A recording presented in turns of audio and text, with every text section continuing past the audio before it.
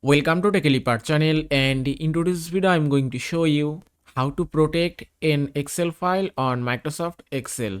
So at first open up your Microsoft Excel. After that open any document that you want to protect. So if I open this and then click on file option, after that click on info, and here at the top you can find protect workbook. Just click on this arrow icon and that's it.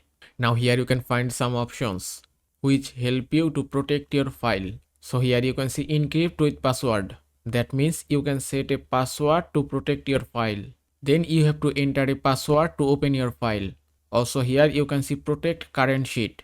Using this function, you can control what types of changes people can make to the current sheet. So if I click here, from here you can check or uncheck some options. You can see protect worksheet and contents of locked cell, select locked cell, select unlocked cell, and if you scroll down, then you can check or uncheck any options that you want to need, and then click on OK, and then go to same options again.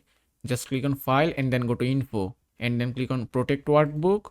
So if you want to protect your file with password, just click on encrypt with password and then type any password, then press enter or click OK, and then retype your password to confirm it. Then click on OK again and it's done, and then click on just save as. Now just close Excel and then click on save and open up your Excel again, then open the file, and that's it. You can see the file has been protected successfully.